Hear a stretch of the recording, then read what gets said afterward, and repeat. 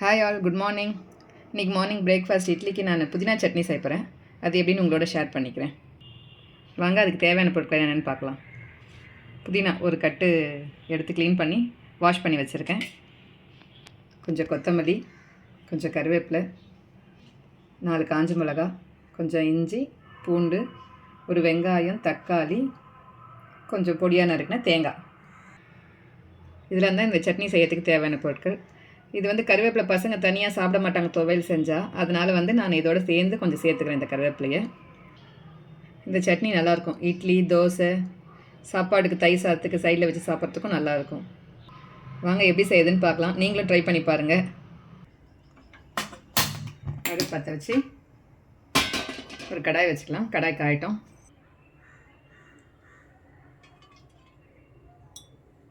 ரெண்டு table spoon எண்ணெய் ஊற்றிக்கலாம்.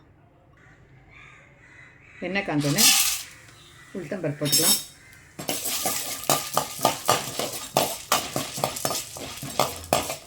உளுத்தம்பருப்பு நல்லா ஒரு பொன்னிறமாக வரட்டும்.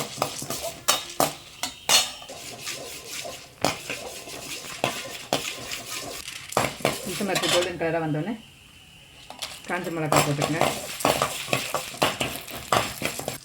இஞ்சி, பூண்டு இதையும் போட்டு வதக்கிடுங்க. பொடியாக நறுக்கி வச்ச வெங்காயத்தையும் இதில் சேர்த்துருங்க.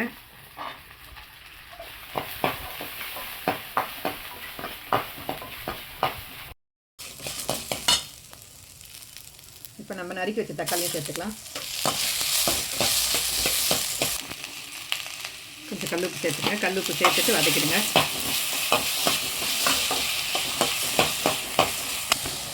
தக்காளியும் கொஞ்சம் நேரம் வதங்கிட்டோம். தக்காளியும் வதங்கிட்டு இப்போ இந்த ஸ்டேஜில் நம்ம கழுவி வச்சுருந்தீங்களா புதினா, தண்ணி இல்லாமல் சேர்த்துக்கங்க. புதினா கூடயே வாஷ் பண்ணி வச்ச கொத்தமல்லியும் சும்மா 2 கிள்ளி போட்டுக்கங்க.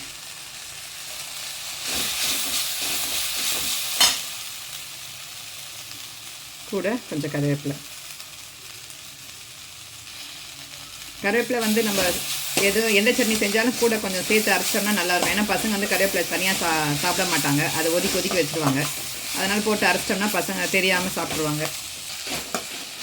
இந்த மாதிரி நம்ம போட்ட கருவேப்பிலை, புதினா, கொத்தமல்லி எல்லாம் வதங்கினதுக்கப்புறம் நம்ம தேங்காய் துண்டாக நறுக்கி வச்சுருக்கீங்களா, அதையும் போட்டுருங்க. ஃப்ரெஷ் தேங்காய் வந்தால் நல்லாயிருக்கும்.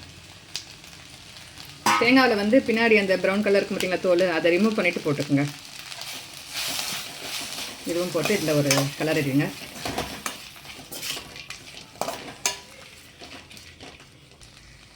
இது கொஞ்ச நேரம் அப்படியே வதங்கட்டும். வதங்கிடுச்சு. இப்போ இந்த ஸ்டேஜில் ஒரு குட்டி நெல்லிக்காய் சைஸ் புளியை நீங்கள் போட்டுக்கோங்க.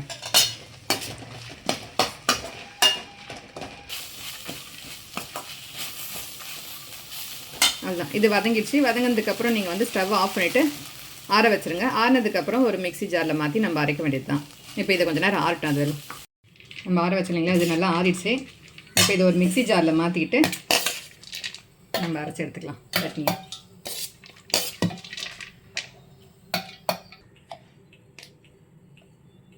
தேவையான அளவுக்கு உப்பு சேர்த்து அரைச்சிக்கலாம். ஏற்கனவே கொஞ்சம் நம்ம தக்காளி வதங்குறப்ப கொஞ்சம் போட்டு வச்சுருக்கோம். அதனால் கரெக்டாக பார்த்து போட்டுக்கோங்க. அரைச்சிட்டு வந்துடுவோம். தண்ணி ஊற்றி அரைச்சிக்கோங்க.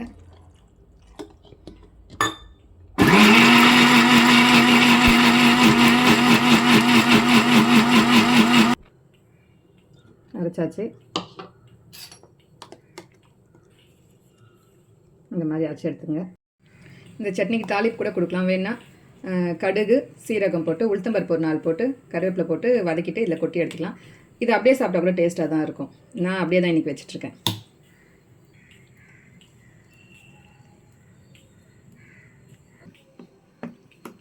அவ்வளோதான், சட்னி ரெடி ஆகிடுச்சு.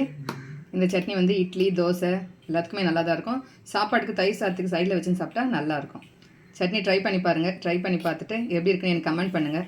இந்த வீடியோ உங்களுக்கு பிடிச்சிருந்தா லைக் பண்ணுங்கள், கமெண்ட் பண்ணுங்கள், ஷேர் பண்ணுங்கள். மறக்காமல் சப்ஸ்கிரைப் பண்ணி எனக்கு சப்போர்ட் பண்ணுங்கள். தேங்க்யூ.